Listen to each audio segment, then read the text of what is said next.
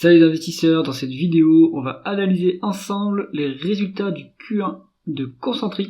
Abonnez-vous à la chaîne si ce n'est pas déjà fait et on commence tout de suite avec cette analyse. Alors il faut noter que c'est un Q1 décalé, il commence de décembre et il se conclut en février.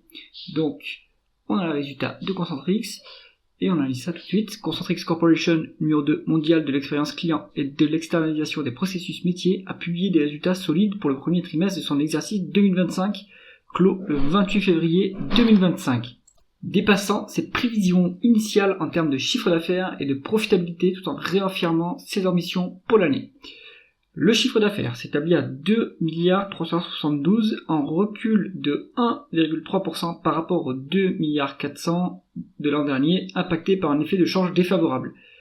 En taux de change constant, on serait sur une croissance de 1,3%. Il faut se souvenir que le dollar a été assez fort sur la fin d'année 2024, donc ça a pénalisé le groupe.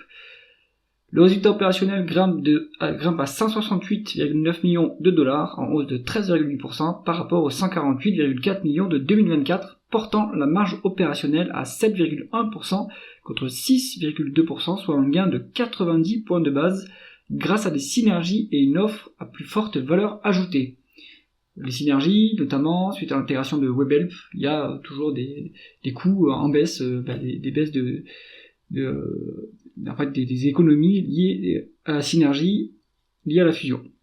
Alors, l'endettement net recule de 208 millions, passant de 4,8 milliards à 4,6 milliards à peu près, soit un levier d'environ 3 fois l'EBITDA, confirmant une stratégie de désendettement prioritaire avec une cible de désendettement à 2,6 fois l'EBITDA en fin d'année.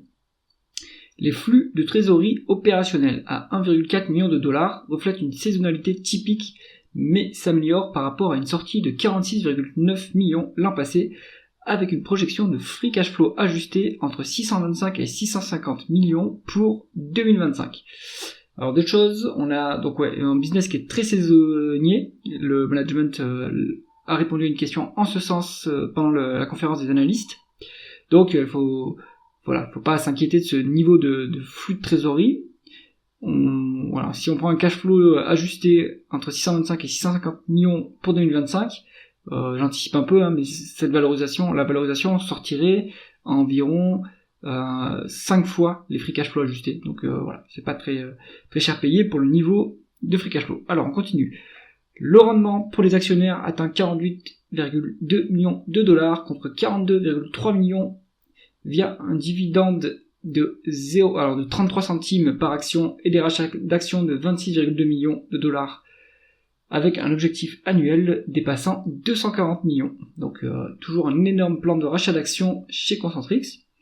Pour 2025, le management table sur un chiffre d'affaires de 9 milliards 490 à 9 milliards 635, donc ça il donne toujours une fourchette, soit une croissance de 0 à 1,5% en devise constante, et un résultat opérationnel de 669 à 709 millions, porté par des marges en expansion et la montée en puissance des solutions IA comme IXLO, selon Chris Cadwell, PDG, qui mise sur une croissance durable et une saisie des opportunités liées à l'IA générative.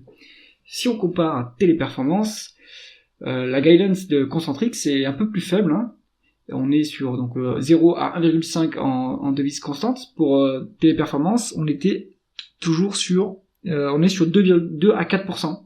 C'est-à-dire que Téléperformance gagne des parts de marché sur Concentrix. Le titre se traite à la clôture du 26 mars à un ratio court-bénéfice des 12 derniers mois de 11,5, donc un PER de 11,5.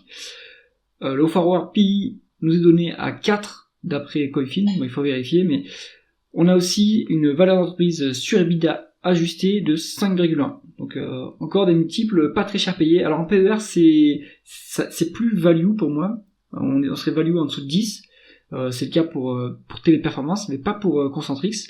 Faut savoir qu'aux États-Unis, il y a toujours une prime sur les actions américaines. Donc on pourrait être value au sens américain. Moi je préfère être value au sens européen. Donc être un PER en dessous de 10, mais la valeur d'entreprise sur EBITDA à 5,1, c'est vraiment pas cher payé. La publication a été bien accueilli par le marché en après-clôture. Le cours grimpe de près de 10%. Donc on a on a une publication convenable pour Concentrix. De toute façon, c'est tellement pas cher payé que il suffit qu'on ait une publication convenable, plus plan de rachat d'actions et dividendes, et puis le marché normalement va être content et va commencer à revaloriser le dossier. Donc espérons qu'il y ait une contagion à Téléperformance dès demain, et que aussi Téléperformance communique sur un plan de rachat d'actions, parce que c'est toujours pas le cas. On voit que Concentrix fait un plan de rachat d'actions, ce qui va soutenir le cours. Pour l'instant, Téléperformance n'en a pas parlé pour 2025. Donc à suivre pendant les Capital Market Days, voir ce que dit le management à ce sujet. J'espère que cette revue des résultats de Concentrix vous a intéressé. Mettez un pouce vers le haut si cette vidéo vous a plu et pensez à vous abonner à la chaîne. À bientôt.